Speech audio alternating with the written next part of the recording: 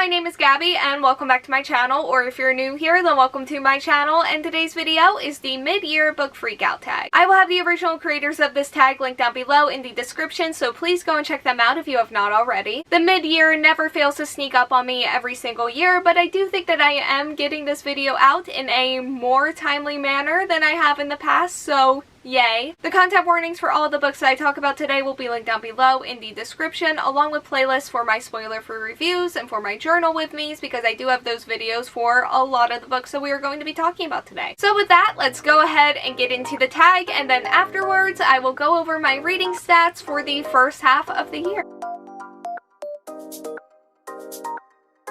So the first prompt is the best book that I read in 2023, and this is a very difficult question that I'm not ready to answer yet, so I'm going to name a handful of books in no particular order. Always the Almost by Edward Underhill. I literally just finished this book a couple of days ago, so it's still a little bit too new for me to say for sure, but I definitely do think that this will be high on the list at the end of the year. Last Night at the Telegraph Club by Melinda Lo. This was the first book that I finished in 2023. It is definitely a huge standout, and I still think about it a lot even though I read it at the beginning of the year. One Last Stop by Casey McQuiston. This is one of, if not my biggest comfort read of the year. And finally, She Who Became the Sun by Shelley Parker Chan. This is one that just took over my entire brain while I was reading it and still has a good portion of it, honestly. I am kind of hoping that something else comes along during the second half of the year that establishes itself as a clear frontrunner, but for now, those are the ones competing, I guess. I'm also hoping that He Who Drowned the World by Shelley Parker Chan will combine with She Who Became the Sun and just launch that one up to #1. But we'll see how it goes. Things are definitely really close this year, closer than I would like, because my brain does not want to make this decision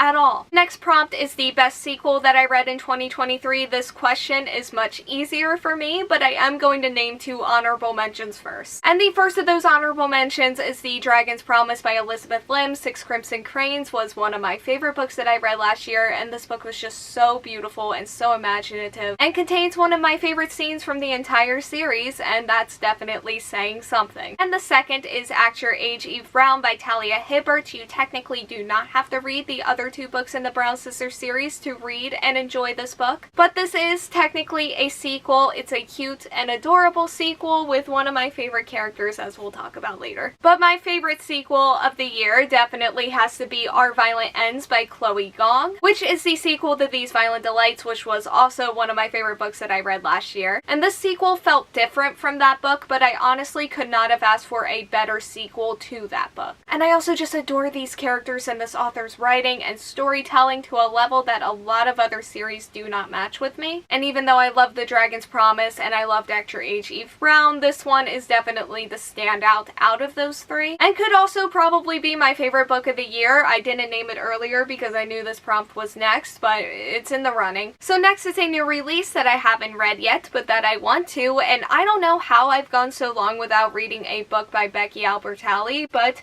this one could be a good start. Imogen obviously was a book that I was just seeing everywhere. It sounds so cute and fun and relatable, and because I was seeing it everywhere, I felt very left out, so here it is. And the other new release is If Tomorrow Never Comes by Jen St. Jude. I feel like this book may destroy me emotionally. It has huge 5-star potential. Both of these books came out in May, I think, and I think it's pretty likely that I'll read both of them before the end of the year, so they're the 2 I chose for this. Keelan Bayron also released a book very recently called You're Not Supposed to Die Tonight. I will be hauling that book very soon. It literally just came out a couple of days ago at the time I'm filming this. And I'm very excited for that book as well because I find Keelan Bayron to be just such an interesting author who comes up with just a ton of really cool and interesting things. Which brings me to my most anticipated release for the second half of the year. I have quite a few answers to this prompt, and there are probably more that I don't even know about yet. But first up is going to be a book that I mentioned earlier, which is He Who Drowned the World by Shelley Parker Chan. It's the sequel to She Who Became the Sun. I need that book in my life. I need that story back in my life, and I need to know where it's all going to go. There's also Her Radiant Curse by Elizabeth Lim. This is a story that I am incredibly interested in and excited about, and that excitement has only grown after finishing the Six Crimson Cranes duology. Chloe Gong also has 2 books coming out, Immortal Longings and Foul Heart Huntsman. Foul Heart Huntsman is the sequel to Foul Lady Fortune, which is a book that I haven't read yet, but that I will be reading very, very soon. And like I said earlier in the video, Chloe Gong has just really become one of my favorite authors ever. I knew she would after reading these Violent Delights, and now I just need to read every single book that comes out from her. And the next volume of Heartstopper is supposed to be coming out towards the end of the year, which is too far away, honestly, but I'm just glad that it exists. Next is my biggest disappointment. This has been a really, really good reading year for me so far, but I was really disappointed by The Gilded Ones by Namina Forna. A lot of the characters felt very flat to me. There was a lot of telling instead of showing, and I just really couldn't get into it even though there was cool stuff going on. And because there were things that I liked about this book, it just ended up making me more frustrated with the things that I didn't like, and those unfortunately really ended up dragging things down for me because of how frequent and important they were in the story. Next up is my biggest surprise of the year, and that has to be the Blue Lock manga series. There were a lot of things about the anime that I liked, but there was a lot that I really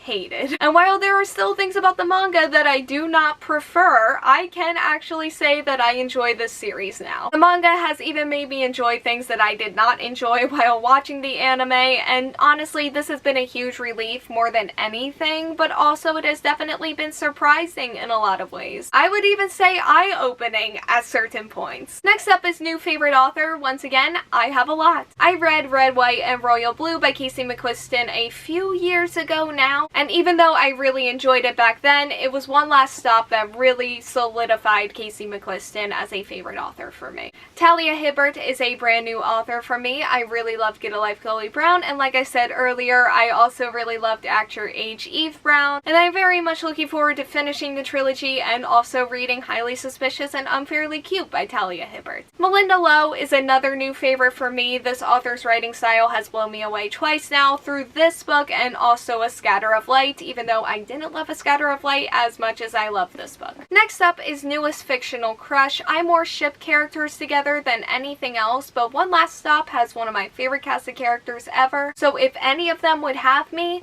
I would consider it. Next up is newest favorite fictional character, and again, anyone from like that main cast of One Last Stop. And also any of the 3 main characters from Flip the Script by Lila Lee. And finally, we have Eve from Act Your Age Eve Brown. All of these characters are super fun and super lovely. I want and I demand good things for all of them. Next up is a book that made you cry, and I talked about this very recently in my May reading wrap-up, but I am just very weak for that first chapter of Komi Can't Communicate. It made me cry during the anime, and it made me cry again when I read the manga. I have a lot of emotional attachment to this series. It's very close to home at times, so this probably won't be the last time it makes me cry either, so congrats. So next up is a book that made you happy. Komi honestly counts for this too, but my main answer is going to be Flip the Script by Lila Lee, because this book just changed my mood for the entire day, and I left this just feeling so light and positive. This book just radiates a lot of happiness all around. It does have its darker moments too, but it was also just so adorable and so much fun. So next is favorite book to movie adaptation that I've seen so far this year, and I am going to do this prompt a little bit of a disservice, but I do feel like Skip and Loafer is the closest thing that I have to an answer. I haven't read the manga yet, but I have seen the entire anime series, and it's also just, you know, not a movie, but it is one of my favorite anime series of all time. That much is very clear, even though the anime just finished airing, so I can't imagine not loving the manga as well, and I've also just heard that it's a really good adaptation of the manga. So yeah.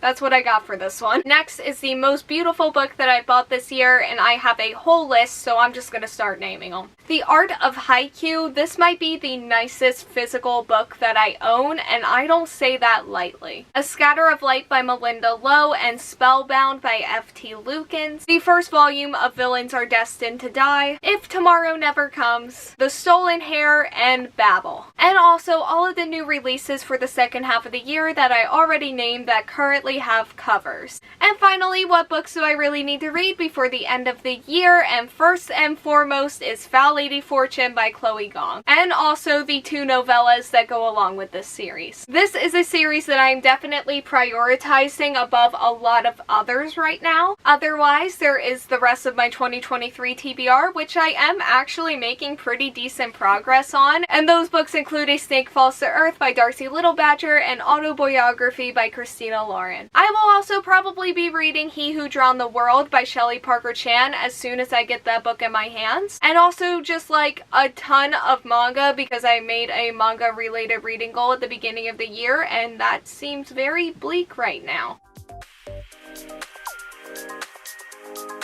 Okay, so with that, let's go ahead and get into my reading stats, which I just got right off of Storygraph. I've read 32 books so far this year out of my goal of 51. They say that's 10,151 pages. I don't know how true that is because I don't really pay attention to what edition of the book that it puts in, but I'm assuming that this is probably correct or close. My top mood has been emotional by like a lot, but that is also followed by adventurous. 50% of the books have been medium paced and 47% of them have been fast, which makes 3% of them slow. Again, page numbers might be slightly incorrect here, but 50% have been in between 300 and 499 pages long. 47% of them have been under 300 pages and 3% of them have been over 500. And I did look, that is one book, and that was Our Violet Ends by Chloe Gong. 97% of them have been fiction and 3% have been non-fiction. My most read genres have been YA, LGBTQIA+,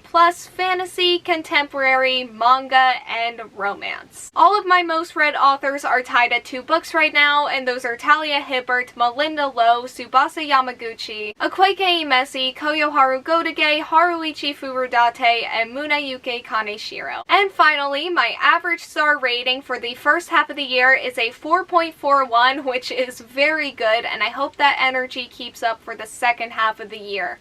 Please. Okay, so that is all that I have for today's video. Thank you all so much for watching. Like, comment, subscribe, hit the bell, and answer the question that'll be around here if you want to do that, and hopefully I will see you here next time. Bye!